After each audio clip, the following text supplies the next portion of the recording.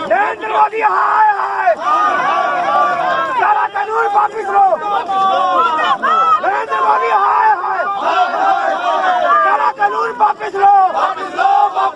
नरेंद्र मोदी गुंडा कर दी, नरेंद्र मोदी गुंडा कर दी, नरेंद्र मोदी तानाशाही।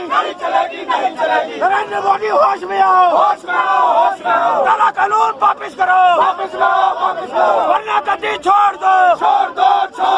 नरेंद्र मोदी हाय हाय, नरेंद्र मोदी हाय हाय, काला कानून वापिस लो, वरना गद्दी छोड़ दो।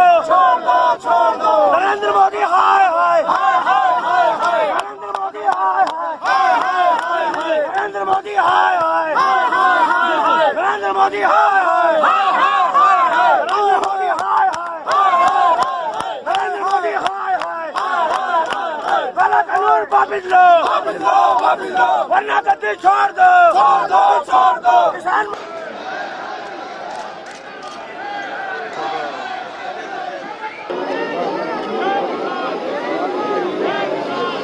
देखिए, आज देश का किसान देश की राजधानी दिल्ली के बॉर्डर पे आज वहां मुस्तैद है, वहां बैठा हुआ है। लाखों किसान अपने देश के उस प्रधानमंत्री, भाजपा के प्रधानमंत्री कहूंगा मैं आज, उनसे मिलना चाहते हैं। इन तीनों काले कानूनों के खिलाफ वो अपनी आवाज लेकर के आए हैं। भाजपा के प्रधानमंत्री के दावे के अनुसार ये तीन काले कानून किसानों के हितकारी होंगे। किसान इसको नकार चुके हैं। वो कह चुके हैं कि आखिर आपसे सवाल पूछा जाता है कि आप बताएं किस संस्था ने आपसे कहा कि इन तीनों कानूनों को आप हम पे दीजिए, हमारे भविष्य के लिए दीजिए। कानूनों को पूरी तरह से किसान ठुकरा चुका है और ये कहना चाहता है कि जो पहली व्यवस्था है उनको जारी रखिए। ये सरकारें मानने के लिए तैयार नहीं है।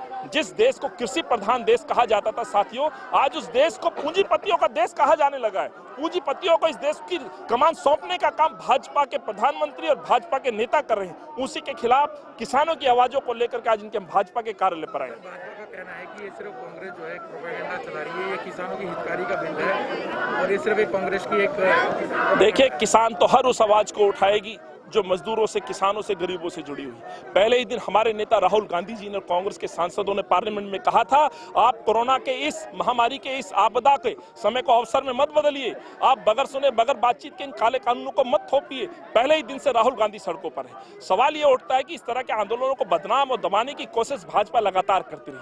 हम भूले ही नहीं एनआरसी का वो जिस तरह से धरना चल रहा था, उस समय भी इन्होंने इस तरह की बातें की थी। आज किसानों के इस धरने को अलग अलग नामों से कहीं ना कहीं इस धरने को बिखेरने की साजिश की जा रही है, लेकिन किसान टूटने वाले नहीं हैं, वो यहाँ से बिखरने वाले नहीं हैं। अपनी मांगों को मनवाने के लिए डटे हुए, क्योंकि ये उनके भविष्य की बात है, उनके बच्चों की बात है, उनके खेत खलियान की बात है और इस देश को पूंजीपतियों को सौंपने की जो बात है उसके खिलाफ कांग्रेस और किसान डटे हुए हैं। जिस तरीके से भाजपा भी पंचायत इलेक्शन में जो जीती है, कह रहे कि किसान उनके साथ हैं और सिर्फ कांग्रेस इसको देख के बदला गई है। मैं देश के प्रधानमंत्री से पूछना चाहता हूं, देश का किसान आपकी दिल्ली की राजधानी सीमा पर डटा हुआ है, क्या 5 मिनट का वक्त आप पे नहीं है? आप प्रचार के लिए जा सकते हैं, प्रलोभन बातें कर सकते हैं, आप उल्टे सीधे डाटा पेश करके अपनी बातों को सही मनवाने की करने की आप कोशिश करते हैं। आखिर किसानों से बातचीत करने में आपको इतना डर क्यों लगता है? आप कहते थे कि मैं आम परिवार से आकर के चाय बेचने वाला प्रधानमंत्री बना हूं। आप सूट बूट वाले प्रधानमंत्री हैं, साहब पूंजीपतियों के प्रधानमंत्री, किसानों के प्रधानमंत्री नहीं है। तो आखिर मिलिए ना किसानों से, उनको बताइए, इसके फायदे बताइए और किसानों की सुनिए